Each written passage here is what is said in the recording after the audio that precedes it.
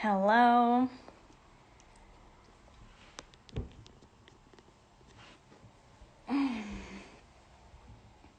Oh, hi, Otis. Hello, hello. Oh, hi, Heaven. Oh, Otis, that's not. That's great timing. Hello, everyone. Otis, can you please go down? Oh my god, Otis was in your dream last night. That's insane. Wow, that's wild. We're Otis and Honey together. That would be so cute. Oh, there's Gabrielle. Gabrielle is joining. Fantastic. So today we're going to talk about shadow work. I get lots of questions. Hi, Dina. Hi. I get lots of questions about shadow work all the time, especially with regards to manifestation. So I thought rather than me just talking about it on my own, I'd get somebody in who I believe is an expert in shadow work, and I'm very excited to introduce her to you. And so I'm gonna let her in, and she can tell her story. And what we'll talk about is shadow work specifically for manifestation, and how powerful it can really be. Sounds good? Great. So many people joining. Amazing. Hi, everyone. I can't reply to everyone individually, sadly, because there's too many people coming. But let me get Gabrielle. Did this work? Here we are. Hello, Gabrielle. Thank you so much for the lovely presentation. It only made me more nervous, but okay. Sorry.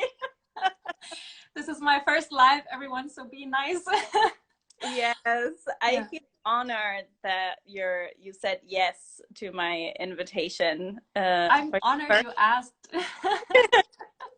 This is so good. Look how many hearts you're getting. Look how many hearts you're getting. That helps. Thank you so much. Oh, and I can also see some of my people here. That's so sweet. Oh, amazing. Hello to everyone who is here from Gabrielle's space. Amazing. So, as I said, we're going to have a very chilled conversation about shadow work and shadow work for a manifestation.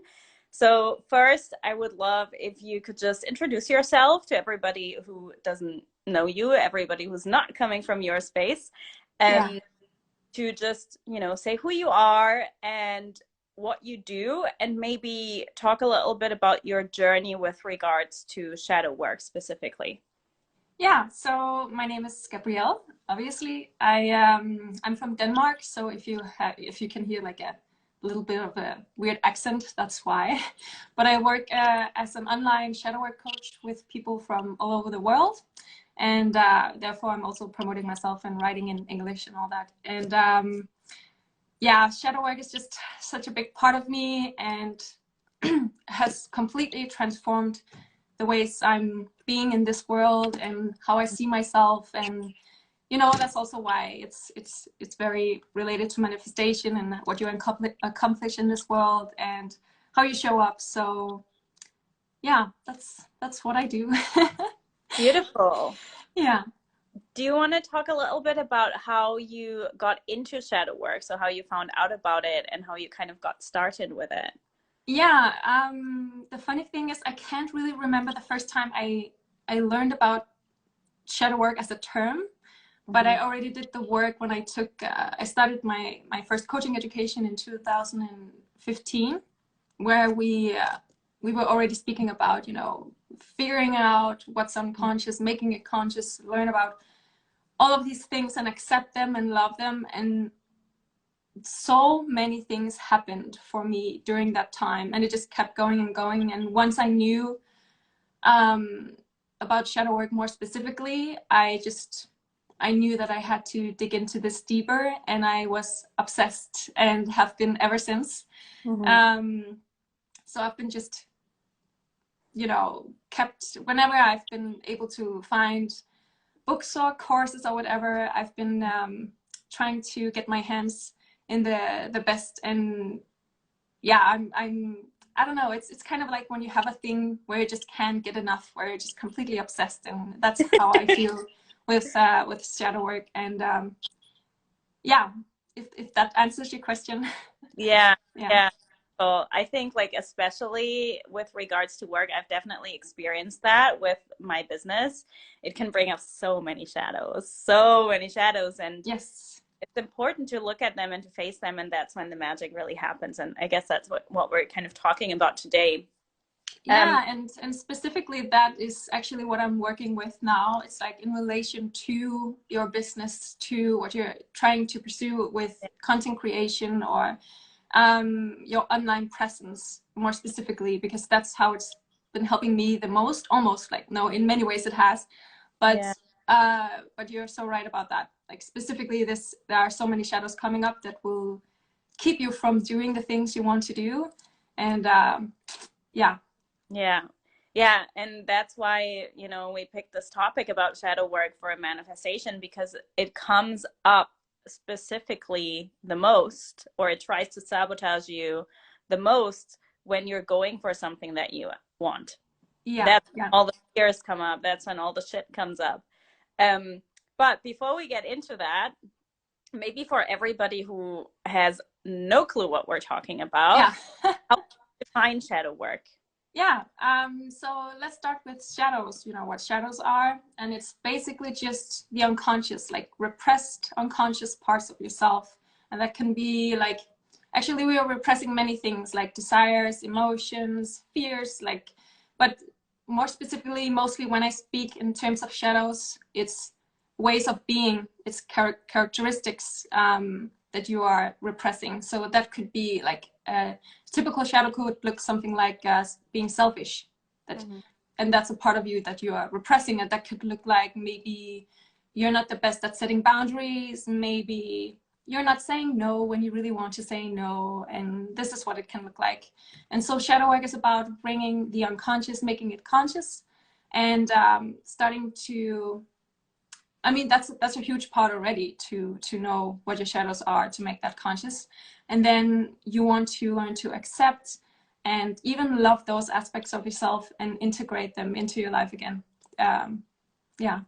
What Beautiful. about you? And like, do you have something to add to that? Yeah, I have a very similar definition. I always like to say to people when they ask me what is shadow work, I always say it's the process of bringing all the parts of you that you deny, hide, repress, reject to the surface. Yeah. And I love that you touched on loving them, Yeah. because that's what people often come up against when a shadow comes to the surface. They're like, ugh, no, don't want to look at that. Yeah. Or even, okay, I'm looking at that, but I hate that part of myself. Mm. I don't want it. How do I get rid of it? And that's shadow work is, to me, shadow work is actually a self-love practice, Yes. unconditional self-love, because Yes. you're loving what is hard to love. Yes. Absolutely. Absolutely. Yeah. Yeah, yeah, beautiful. I where do I start with this one? Um, an example that, because you gave an example about character traits, I can give a personal example about a shadow that I had for a very long time, which was more about unexpressed desires. Yeah. So, and I didn't even realize that I had this specific desire. So I used to always deeply judge people who were, you're already smiling because I say Yeah. the word judge, yeah, because you already know what's coming. Yeah. I deeply judge people who are very expressive, very out there, very like flamboyant, like I even use the word flamboyant, which tells you like I'm very, very much exaggerating with Yeah. this. And I would be really judgmental, and I would feel guilty for that as well. I wouldn't feel good about it, obviously. Yeah. And only when I looked into it and when I brought it to the first surface, I realized okay, the reason I'm judging these people so hard is because I actually have a deep, deep desire to be seen, to be maybe even in the public eye. Yeah. And only when I really faced that and looked at that and accepted that part of myself, I stopped judging those people. Yeah. Yeah. B, I was able to step into this desire without, didn't mean I never had any fears or insecurities. I did, and I do, Yeah. like I'm still sometimes nervous. Like, for example, when I held my first free webinar last week, I was shitting it. I was so nervous. I still get nervous, but it's not something that stops me anymore. And the judgment is not something that I project onto people anymore. Yeah. I guess we'll talk about that as well, projections. But it's something that I then look at, okay, what is that teaching me about myself and what I want and who I am? Yeah, and it's so funny you mentioned exactly that, because expressing yourself and being loud and being like, not being loud, but being seen in that way and be authentic and all that, it's actually been one of my biggest golden shadows. So Yeah. just so people know what that means, like shadows, normally when we speak about those, it's things you perceive as being negative, something you don't want to be, and therefore you're repressing it, right? Mm-hmm. Golden shadows, however, they are like quite the opposite. It's something you're fascinated by in others. It's something you maybe envy. It's something you look up to in others. And it's so funny because this has been a huge one for me. But I have been judgmental in many, many other ways. I have many, many shadows, so I'm not a saint at all. But specifically with this, I have never judged in a negative way, Mm-hmm. On the other hand, there is something that is connected to that, taking up too much space and being too like too much. That could be like a more like a dark shadow for me, right? And these are so connected, so it's been really hard for me to work on these. But but that's so funny. That you're making actually a really interesting point, because I love that you addressed the golden shadow. I think it gets severely neglected often. When we talk shadow work, people get scared because they think of it, it's always like the really negative and difficult stuff, and it is difficult, but it's often also stuff that you actually want, that you deny yourself for whatever. Absolutely. But I love how you just said that you sometimes find it difficult to distinguish, is it like the dark one or the golden one, because does it matter? Does it really matter? Isn't it all the same? Do we even need to distinguish? Can we not have it all in the same space? So but it is like different ways of working with it a little bit. I mean, it's basically still to integrate it, and you already kind of love it. It's kind of more fun to work with the golden shadows, right? Even though there are it's easier. Even though there are, of course, reasons why you haven't already been doing these things or embodied that part of yourself, right? So, but the easiest way to differentiate them is to look at, is this thing something you're judging others for negatively? Is it something you're like, oh, I just can't stand this person for being like this? Or is it like, is it a fascination? Are you envious of this thing? Then it's like a golden shadow, something like disowned potential in you, disowned strength in you. Beautiful. Let's bring it to the context of manifestation. How is shadow work important for manifestation? How does it impact manifestation? How can it maybe block manifestation? Like, first of all, I actually want to give you a bit of credit, because I think generally in the manifestation field, there's just this hint of toxic positivity, and where your approach is way more grounded, and you are aware of the polarity in the world, that you cannot be only happy, you can't stay positive. That's not how it works. And when it comes to manifestation, it's not a matter of fake it till you make it. You can put a smile on your face and that will affect your whole body and all that, but with shadow work, it becomes real transformation, and it's not like a surface level thing, you know. There's also this whole term of surrendering and all that, and surrender to me is also about acceptance, which is a big part of shadow work. So what you say, or what Carl Jung says, is that the more whatever you resist, not only persist but grow in size. And many times, if we're so fixed on a certain outcome and it just needs to be this way, if we're not surrendering to it, so to speak, we will have so much resistance to the opposite, to not getting there. And that's like, then because you're resisting it, it will grow, like it will become a bigger thing, and there's a bigger chance of not getting where you actually want to be because of that. Yeah. You're actually making it more difficult for yourself. I love how you explained that. That was perfect. Love it.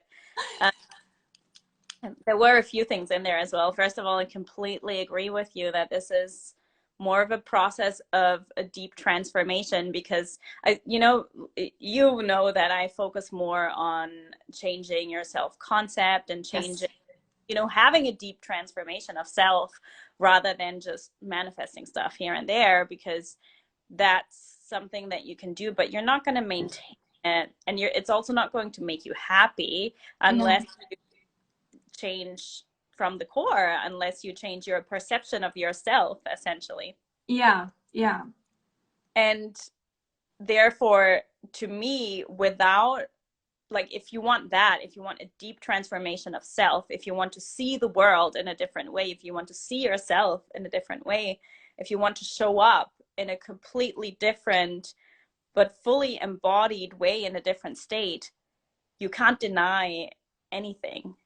And you need to continue, you need to accept, as you say, all of you, and you need to bring all of you to the surface, because you can't transform unless you're willing to show up fully authentically, even with the things that you maybe don't like, because it also doesn't feel good if you're not in your authenticity. It's not you're not gonna find that happiness. Yeah, and there's been so many studies on this, the whole, again, if we go back to the love and light only and stay positive, there's been so many studies on this, that the more social pressure there is to feeling a certain way, the more likely you are to feel the opposite.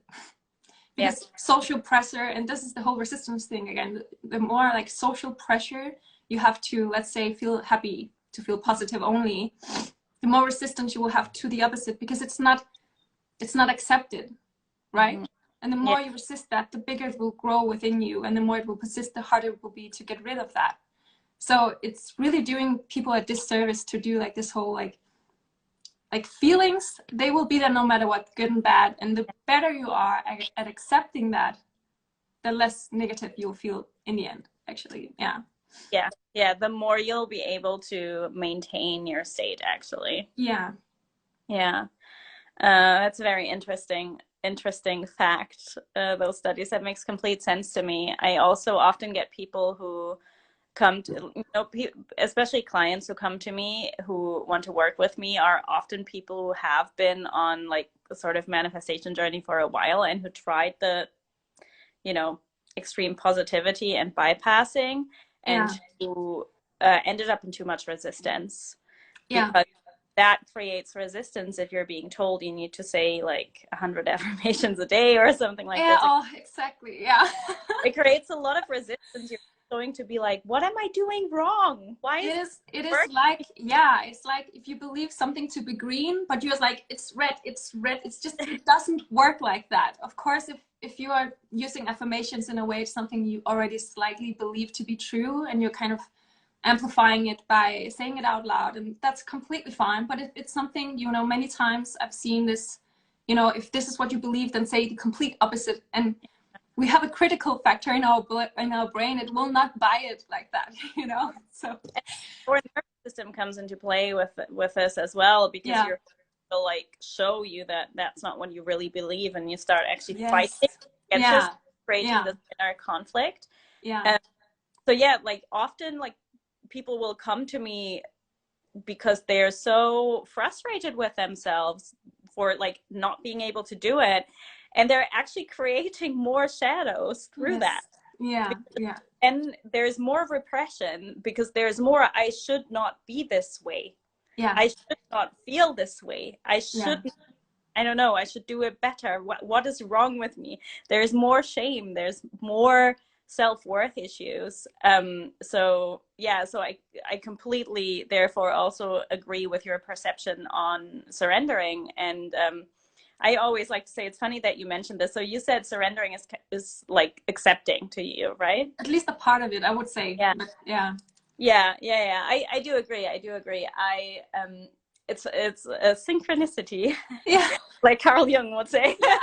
um, that I actually have a post coming out tomorrow on surrendering. And Ah. to me, surrendering is more allowing, Yeah. because it's Yeah. kind of like all encompassing, you know? It's like, yes, it's acceptance, but acceptance, I feel like, can sometimes be more just like mental. Yeah. And Yeah. allowing Very is true. more like, hey, full surrender, Yeah. let it all Yeah. in, open up. Yeah. And yeah, that's really what it's about, because the more you do resist, the more you do repress as well. And that's Yeah. maybe, and that whilst we're on that, we can talk about projection, Yeah. because do you want to explain what that is? Yeah. Just to give So you the mic again. basically, repression and projection goes hand in hand, right? You can't have one without the other. So projection is those aspects you are repressing within yourself. Let's say it's take the example of selfishness again. If you are repressing that part of yourself and you like judge people for that, you hate people who are selfish, you will project that part of you outside. Like your external world is actually just write a picture of your internal world. So your psyche seeks balance and wholeness, and whatever you're repressing within yourself will manifest itself in some way or another, and you will start seeing that in other people. And it actually also makes logical sense because of the whole, all we see is really contrasts. So if you're like doing everything you can not to be this, everyone else will seem so selfish around you. But projection is basically just those aspects you are repressing within yourself. You will start seeing that in other people and judge them for it. Mm-hmm. Mm-hmm. Yeah. Yeah, good explanation. Another example just came to me as well. Something that I dealt with in the past. I feel like it's good to feed in personal examples, because then people can maybe Absolutely. relate. Yeah. Something that I always had was, if somebody set a boundary with me, if somebody said no to me, I would get pissed off. But why was that? Because I was such a people pleaser. Because Yeah. not set boundaries. And I feel like this is something that you see a lot, that people who do not set boundaries find it hard to accept boundaries from others, Yeah. and get really judgmental and really entitled. Yeah. This is so funny, because I'm actually quite the opposite with this. I set really, really firm boundaries. I'm really good at setting boundaries. I'm also quite selfish. I know I can be very selfish and say no when I mean no. I can almost get irritated if someone wants to say no and say yes. Like, if you don't want to come to my birthday, I would prefer you staying at home instead of coming with this energy of you would rather be somewhere else. Like, this is how it works with projection, right? And like, to you, saying no could be like a negative thing. I could be almost annoyed if you don't say no, if you want to say no, right? Yeah. Yeah. Interesting. And now I agree with you. Now, Yeah. because I've integrated that shadow, and it's something that has really shifted for me naturally, without, this is the magic, when you really integrate your shadows and you really like love them. Yeah. Then it shifts automatically. You don't need to Yes. do anything for it. And whilst we're on this example, I think what might be important to talk about as well is how shadows actually develop, because I have a great, this particular shadow, this like people pleasing tendency, this inability to set boundaries, developed actually through in my childhood. It always starts in the childhood. Yeah. My mom always used to call me selfish. So I did everything in my power. Yeah. guys, this is a good example for it. Yeah. I did everything in my power to not be perceived as selfish. So my selfishness, anything that was like egotistical, anything that was me, I repressed deep down to the point where I stopped stating my needs. Yeah. So that then when somebody else would show their selfishness, let's say we had been hanging out and you'd been like, no, I don't want to do that. I would have been like, you you know? But it's because I wanted that and I had that part within myself and I denied it. Yeah. Yeah. That's a really, really, really good example. And you know, this is how it generally works. So sometime in our lives, usually in childhood, we will learn what's right and wrong. What will people accept us for? What wouldn't they accept us for? How will we get love basically? And how will people not give us love? So this is of course quite necessary in childhood that we learn these things. But it can also be from observation of others. If you've seen your sibling do something and your parents said something to that, or just that they're saying stuff like, in this family, we don't something, you know, that a lot happens to us in our mindset and the way we think and the way we perceive ourselves and the world when those things are mentioned. And it's, you know, you can't avoid this. This will happen. If you are a parent as well, you will say stuff that will affect your child in one way or another. You will have shadows and you will never be shadow free. You will always, it's endless work. Yeah. That's a good point. Yeah. And a good example as well. Beautiful. God, I'm getting used to this life. This is so funny. And your people here are so sweet, sending hearts. And I think I saw every now and then a comment, but you know, I'm so. yeah. We can, if anyone wants to ask questions, we'll do a little Q&A after. So we probably said that before. But I wanted to say something regarding your point of observation. I think that's a really good point too, because sometimes we get so caught up in this is childhood trauma. It doesn't have to be. It can also be some society. It can also be issues in the world, or you know, how you perceive a certain gender or how you perceive a specific type of person. That can impact you too. And I always like to see the shadow kind of like, I always like to look at the ego to determine the shadow a little bit, because it's kind of like, if you create a certain persona, everything that is not that will be in the shadow and might be worth looking at. Yeah, so people might want to know what a persona is. Maybe you can elaborate. Do you want to explain? No, I thought you were going, but Okay. So like, I kind of like to see it as essentially it's your self-concept. Essentially it's the image that you create for yourself. I also kind of like to see it simultaneous to the ego. So it's whatever you identify with. And therefore I kind of like to see it as the opposite of the shadow, because the shadow kind of what you know, everything you don't identify with, or although it's part of you.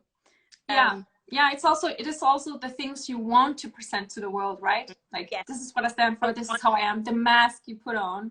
So it can be extremely draining also. Let's say you have a lot of big, dark, dense shadows. You are repressing a lot. So if you are among people trying to live up to this persona, you can be extremely drained. And this can also be why with some people, you might be more drained afterwards than with others. Those you are more yourself with, you are less drained afterwards, right?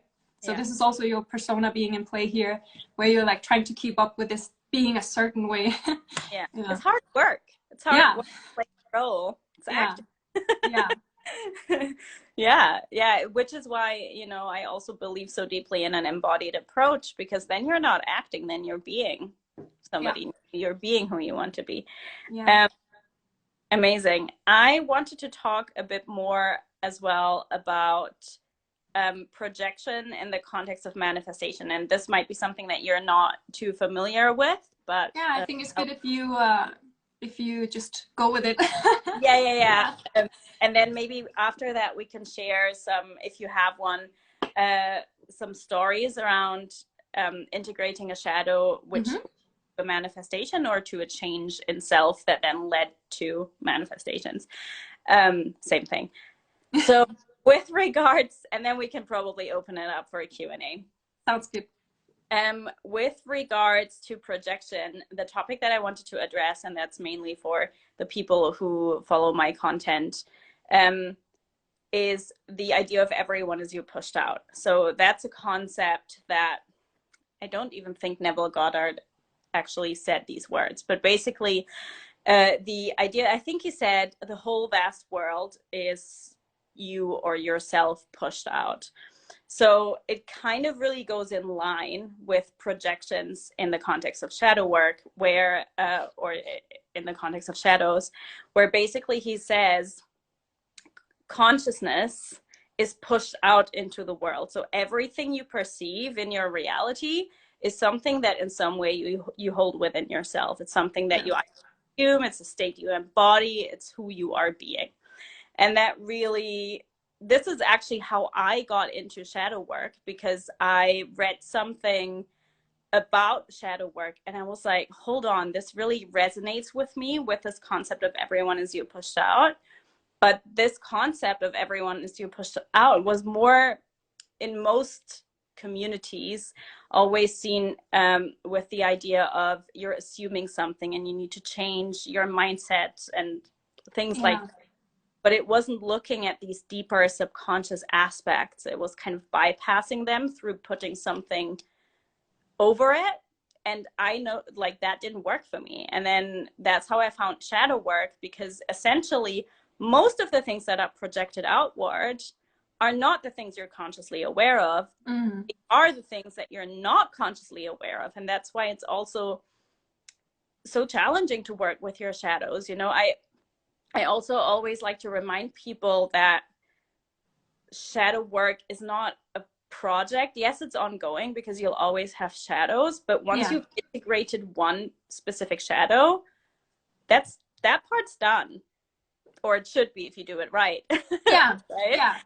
Yeah. So I mean, many of them can be so dark and dense that it will be a continuous work, right? But I definitely get what you're saying. Once it is fully integrated, once you get to the point where you're able to laugh at this part of yourself and you're like, yes, I am this, you know, then it doesn't go back. Like usually it's integrated, right? Yeah. I also like to remind people of that, because people can get scared because they're like, I'm just working all the time and I'm not getting anywhere. Like the time and I'm getting lost in it. But that's not what it's about. It's about actually productively doing something with it. That's why the integration part is really important. But kind of went on a tangent here. My whole point was trying to say that the projections that you see in your reality are the things that you're repressing more than the things that you're consciously aware of. So if for people who are manifesting, for example, great example is when people are manifesting a relationship. Lots of people try to manifest a relationship with a specific person, which I'm like, fucking go for it. Why not?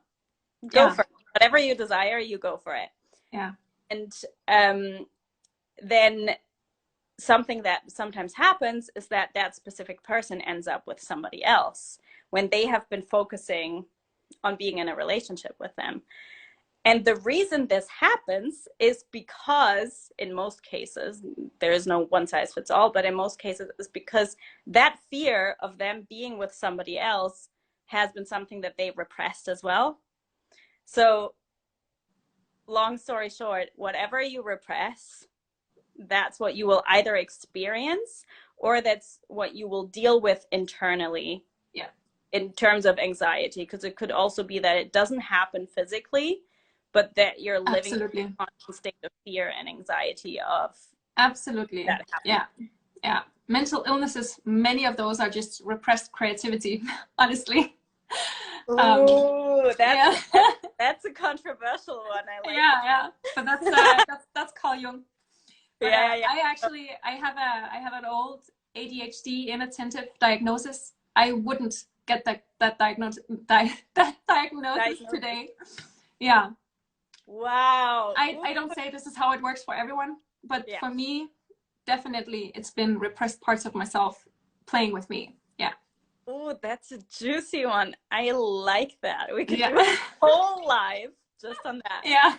But let's talk a bit about some stories of manifesting something through integrating parts of yourself. And manifesting something can be something small. It can be, you know, a change in yourself which led you to something like, for example, you building your business or whatever comes to you. Yeah. So I can speak more about the one we already spoke a little bit about in relation to expressing yourself as a golden shadow, but also simultaneously having this dark shadow on being like taking up space. You know, normally I would always try to hide and make myself as small as possible. Then nothing can happen to you, right? Like, and I have been extremely judgmental towards people who were constantly raising their hands in class and speaking all the time. And, you know, this has been a big one for me. So one of my best kept secrets my whole life was I had a blog for several years. And once it grew too big, I kind of just completely like deleted everything. It was a mix of, yeah, it's been a mix of that repressed part of like expressing myself, that golden like potential, to someone potential that wanted out, that I enjoyed so much, and also the reason why I'm here today. But I kept it a secret for everyone, like my family, boyfriend, friends, like best friends. Nobody knew. And once people started figuring it out, like I remember working in this cosmetic store, and one girl came in and, oh my God, it's Gabrielle. I watch your blog, and I was like dying of embarrassment. Anyway, I ended up deleting the whole thing, and I wouldn't have been where I am today, working full time, doing shadow work as a like content creator, promoting myself on Instagram, doing a live with you. I wouldn't have done that today if it wasn't because I've been like fully integrating, loving that part of myself. And it's still tough for me. I can get like the biggest vulnerability hangovers from showing up on stories still every now and then, but it's way, way, way less than it was way in the beginning, right? So it must be, otherwise you wouldn't be here with me right now. Yes, exactly. Yeah. What about you? I have similar ones with regards to building my business. So I'm probably not going to go too deep into that because it's a bit too similar, I guess. But something. Let me talk about. Okay, I got quite a miraculous manifestation that I actually shared about a couple of times in my webinar last week and also in a live before, and that's the healing of my cat. Ah. So my cat was diagnosed with cancer in November last year, and he was given 2 weeks to live. 2 weeks. He's still here. No. And show him. I was trying to. He's hiding now, but previously before you joined, you didn't notice he was like across the keyboard. You'll see in the replay. Yeah, I will. So it's quite a complicated situation to explain. But basically, at that time, just before he was diagnosed, I had been confronted with themes in my reality, themes of grief, themes of loss, constantly. So it started with me catching the big C. I'm not sure if we're gonna get censored if I'm gonna say the word. So it started with me getting that, and I had I felt very alone, very vulnerable. I had lots of emotions come up, and a lot of my friends at the time weren't there for me, and that was really, really disappointing and made me feel really alone. And I had all these fears come up, and I was also ending kind of a romantic relationship, so I had all these like fears of being alone. And then Otis, my cat, was diagnosed, and I was confronted with losing him. So I had all these themes of grief coming up. So what it was for me, when I really looked into it and sat with it, I was like, this is all themes of you having a fear of being alone, having a fear of dying alone. So it's quite a dark shadow here, having a fear of ending up alone, all these kinds of things. So what I really needed to do was to sit with that prospect and love that part of myself, be there for that part of myself, and also surrender to it, be okay with it. And I actually sat with it to the extent where I developed like immense love for that part of myself, but also I got okay with if that happened. And that, plus sitting with the grief of possibly losing Otis, actually led me to releasing that completely and being able to step into a state where he was healed. And it happened in no time. Yeah. Wow. It's quite a magical story. Yeah, that is a magical story. It really is. So how is it today with the whole fear of being alone, dying alone? I have no fear at all. Oh. But I have no fear at all. I would totally be cool with that. Yeah. Now, like I'm not even like, because I used to, for example, with regards to romantic relationships specifically, I used to have such a big thing with like, you know, wanting a person. And then when I had a person, I still didn't feel fulfilled. Classic. Yeah. And now I'm like, I don't even want to. Yeah. That's great. Know? Yeah. Completely shifted, completely gone. Yeah, and this is the thing about fears, right? We don't want to avoid them, and how can I get rid of them? And you have to like dive into them and learn to be with that fear, because then it won't hold you back anymore. Like it's exactly. And then also you lose the attachment to a desire, because now it's like, of course I still want a relationship eventually. I don't want it right now, but eventually that's something that I will manifest, but it's not a need. It will be a desire, and it enables me to live in the present and actually enjoy it, because I know when the time comes. Yeah. I won't get this time right here where I'm alone and single and living life. I won't get it back. No, that's so true. It makes you more present and more unattached, and turns your needs into desire, so you're not dependent on them. You're happy. Yeah. That's beautiful. I love that. That's a really great story. Yeah. Amazing. Shall we? I don't know if we have any questions already, but let's open How do you see this? Question. I'm trying to scroll, but I don't think we received any, because we told people not to until the end. Yeah, I can't even figure out how to scroll this thing. Yeah, bit of a challenge. So we're opening it up for questions. If you have any questions for either Gabrielle or me or both of us on shadow work for manifestation, then please go ahead and we'll be happy to answer. If there's none, that's fine too. We can just wait a couple of minutes. Yeah. And if we don't get any questions, we can also start by giving people a little starting guide for how to get started with shadow work. Absolutely. Will you be sharing the replay of this live? Yes, 100%. I'll save it right away. Why can't I see that? Okay, I'll read it out. So next person, Garima, asks, how do you start working on these shadows once you start recognizing them? Great question. Yeah, that is a great question. It is also because it's quite tough to just say do this and this and that, because it's a matter of acceptance. So one way you can do that, one way it's easier to get to a place of acceptance and love, is to see how it will benefit you to love that aspect of yourself. So for example, again, with the whole being selfish, if that's a shadow and you want to integrate that, learn to do the work and love that part of yourself, how could it be beneficial to you, to your life, to be more selfish? And it can also be in a symbolic way, but could it be to set more boundaries with people, learn to say no, learn to figure out your needs before other people's needs? And like, how will your life be different from now? What could you possibly do then that you can't do now? Or how is it holding you back not doing that now?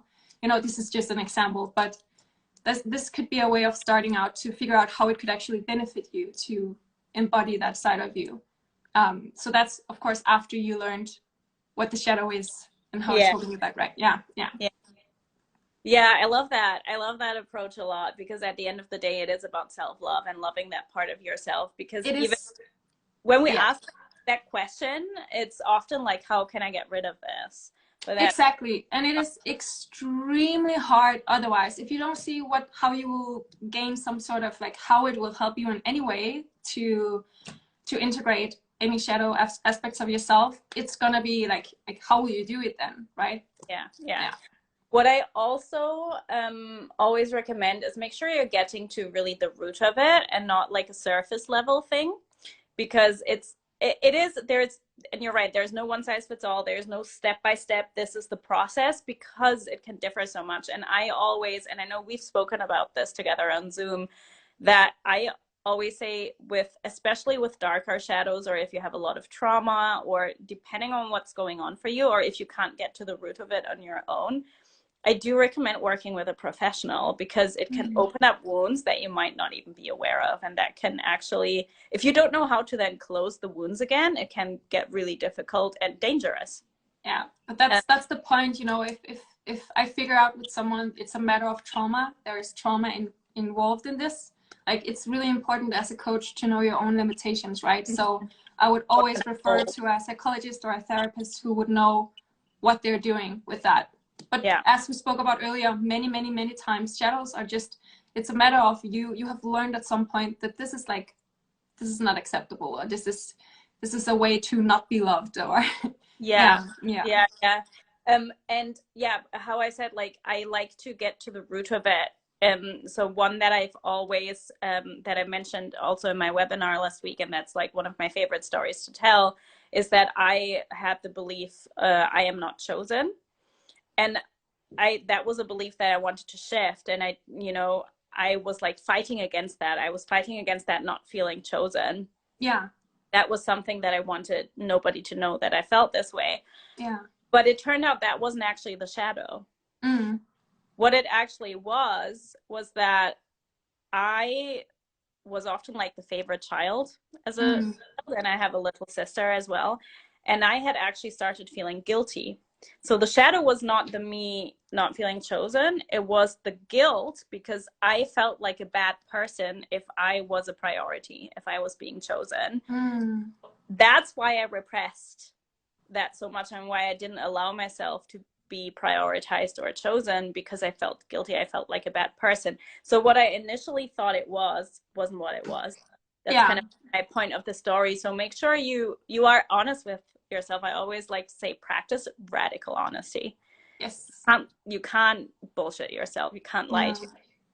And it's so good you mentioned this, you know, getting to the root of things, because like, for example, a trigger that can happen quite often, I hear in people that like they trigger on people being like overly overweight, for example, and then integrating that shadow isn't about getting overweight yourself. It's obviously not the root of the shadow. So usually that can look like, so one way to figure out what the root is to ask yourself, so what, you know, and then it could be like, well, that's lazy, or you don't care about yourself, or then you start getting deeper and deeper into what it's really about, because it's rarely about the first thing you think that triggers you. Yeah, because it's unconscious. That's the thing. Exactly. That's why it's the unconscious, because it's not immediately obvious. We also have a question here. I'm going to read it out, but I was going to say something else, but I actually can relate it to what I was going to say. So I'll read it out first and then continue, and then you can give your opinion. So someone asks, if one of my shadows is not feeling chosen, yet I kind of fear being in that state of being chosen. Okay, the question's different than I thought. I'll read it out anyway. If one of my shadows is not feeling chosen, yet I kind of fear being in that state of being chosen, because that would imply that I'm just an option. What would be the part that needs to be worked on? I'm not sure I understand this now. No. Why is it I can't see anymore any of the comments? Sometimes it's easier when I don't know if you... Yeah, when you did. So basically this person is saying, if they, even the perception of being chosen implies being an option. So I'm not really sure that has anything to do with shadow work. No. I'm not sure if this is a shadow. I'm not sure how to identify this, or what you exactly mean by this. But thank you for asking anyway. Maybe you can elaborate a little. If you want to clarify a bit more what you mean, or like phrase it differently, then we will get back to it.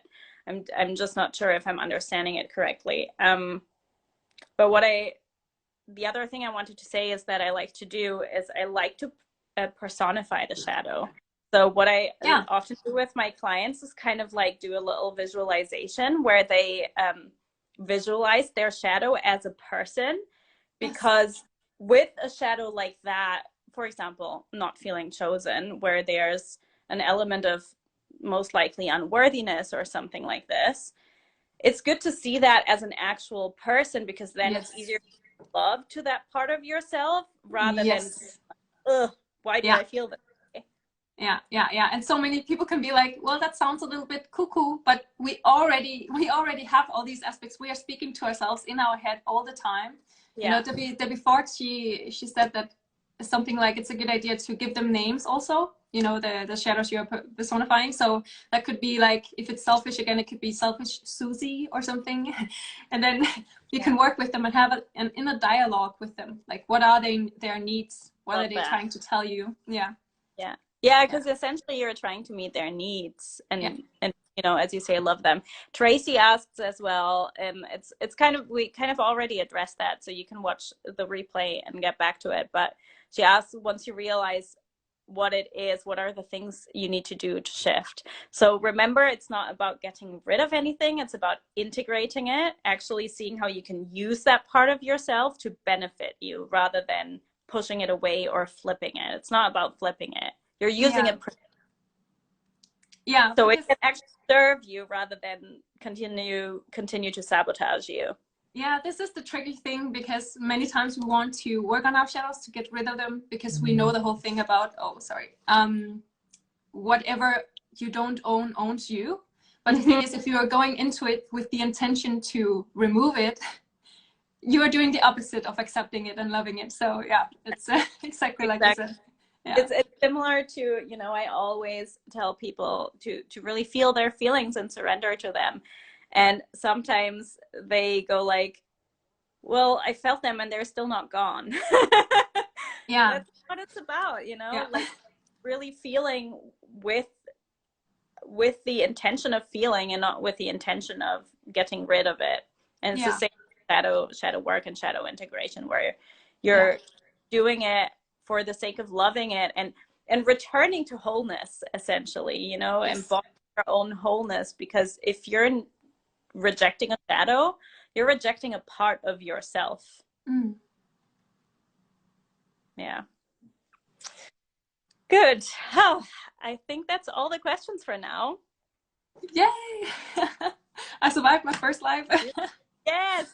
Do you want to? I think you wanted to give people a couple of prompts. Yeah, I mean, I thought it would be good to just give a few questions that maybe would help you if you haven't done any shadow work before, if you don't know how to get started at all.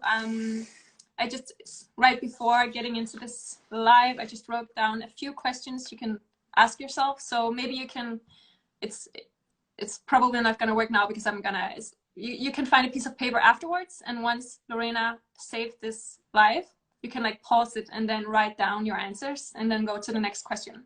But I can definitely do that. So should we end it like that? I just give a few. Yeah.